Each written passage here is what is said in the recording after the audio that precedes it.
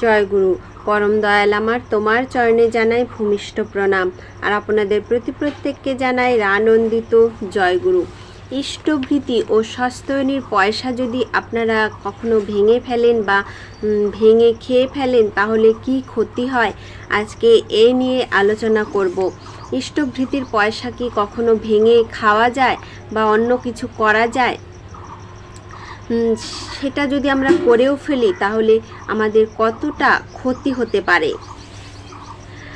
পরম পিতার অভিনব দান ইষ্টভৃতির প্রত্যয় মানুষের আত্মোন্নতির পথে কণ্টক স্বরূপ। শ্রীধাম দেওঘর আশ্রমে অবস্থান করছেন শ্রী শ্রী ঠাকুর। জনৈক ঋত্বিক কর্মী এসেছেন, নিবেদন করলেন, বেকায়দায় পড়ে ইষ্টভৃতি সস্ত্রয়নী ভেঙে ফেলেছি, আয় তো এক দক্ষিণা।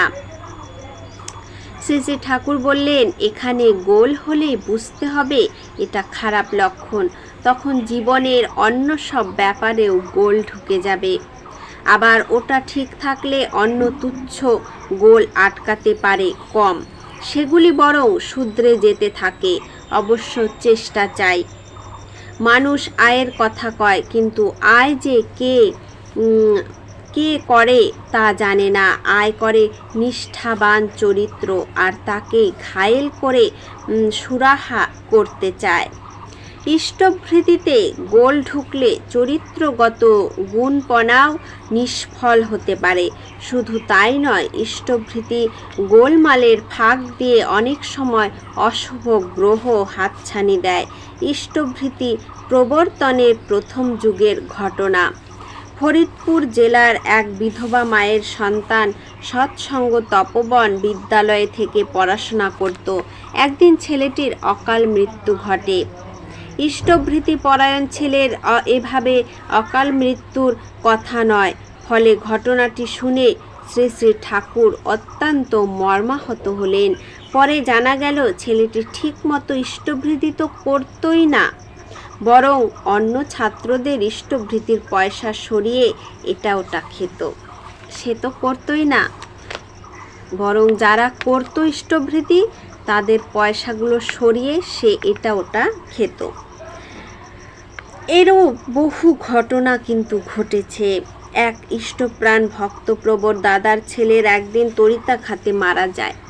শোকাহত পিতামাতা দুজনেই শ্রী শ্রী ঠাকুরের কাছে এসে তা নিবেদন করেন। শ্রী শ্রী ঠাকুর তা শুনে খুবই মর্মাহত ও দুঃখিত হলেন। কথা প্রসঙ্গে দাদাটি বললেন, ইষ্টভৃতি করলে তো অকাল মৃত্যু হয় না।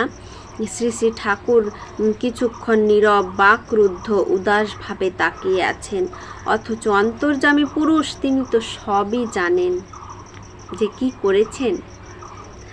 শ্রী শ্রী ঠাকুরের অন্যমনস্ক ভাব দেখে দাদাটি পুনরায় একই প্রশ্ন তুললেন। শ্রী শ্রী ঠাকুর আবেগে ব্যথাহত কণ্ঠে বললেন, দেখুন দাদা, কে কিভাবে ইষ্টভৃতি করে সে জানে, আর জানে এই বান্দা। এই বলে শ্রী শ্রী ঠাকুর নিজের হাত দিয়ে নিজেকে ইঙ্গিত করলেন। এই কথা শুনে মৃত ছেলেটির মা হাউ মাউ করে কেঁদে উঠলেন। কেঁদে বললেন, শ্রী শ্রী ঠাকুর, আমার ছেলের ইষ্টভৃতি আমি করতাম, বহুবার ওকে বলেছি। ও যখন কিছুতেই করতে চায় না তখন বাধ্য হয়ে ওর ইষ্টভৃতি আমিই করে দিলাম।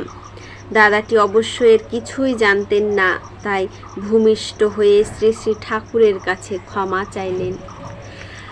আমরা যদি ইষ্টভৃতিটা ঠিক মতো করতে পারি, আমাদের কিন্তু কারো অকাল মৃত্যু হবে না, এটা নিশ্চিত।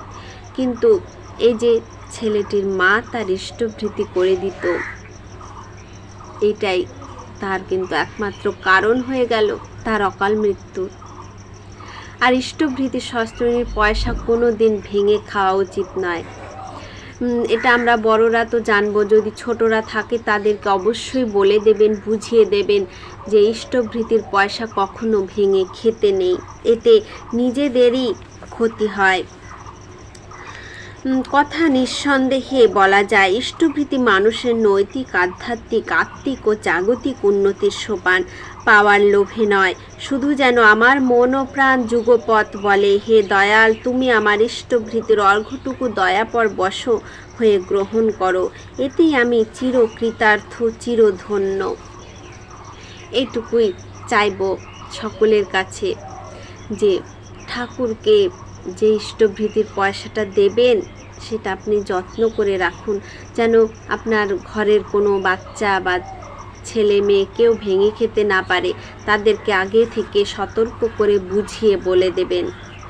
আজকের আলোচনা প্রসঙ্গ এই পর্যন্তই। জয় গুরু।